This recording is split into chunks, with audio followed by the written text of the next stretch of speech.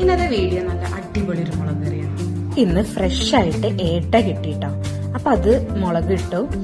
നല്ല super taste ആയിരുന്നു കേട്ടോ മുളക് ഇട്ടപ്പോ. ഈ ഏട്ട മുറിക്കുന്ന സമയത്ത് ഒരു ചെറിയൊരു കാര്യം ശ്രദ്ധിക്കണം കേട്ടോ. നമ്മൾ തല കട്ട് ചെയ്ത് കഴിഞ്ഞാല് ഇതിന്റെ അകത്തുനിന്ന് പൊട്ടി കിട്ടും.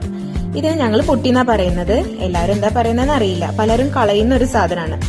പക്ഷെ ഇതിന്റെ ടേസ്റ്റ് അപാരാട്ടോ. ഇതിന്റെ റെസിപ്പിയിലേക്ക് കടക്കാം. ആദ്യം തന്നെ ഒരു ചട്ടിയിൽ കുറച്ച് വെളിച്ചെണ്ണ ഒഴിച്ച് അതിൽ കുറച്ച് പെരിഞ്ചീരകം, ഉലുവ പൊട്ടിക്കാം. അതിലേക്ക് കുറച്ച് കറിവേപ്പിന്റെ ഇല ഇട്ട് കൊടുത്ത് 3 സവാള ചെറുതായിട്ട് അരിഞ്ഞതും കൂടി ഇട്ടു. സവാള വാടുമ്പോഴേക്കും നമുക്കിനി അതിന് ആവശ്യമുള്ള പൊടികളൊക്കെ ഒന്ന് മൂപ്പിച്ചെടുക്കാം.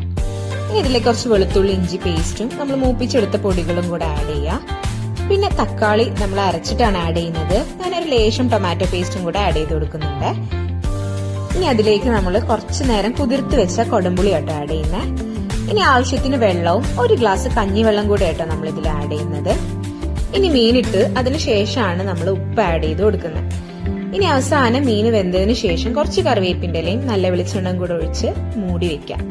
അപ്പൊ നമ്മുടെ ടേസ്റ്റി ആയിട്ടുള്ള മുളക് കറി ഇവിടെ റെഡി ആയിട്ടുണ്ട് കേട്ടോ.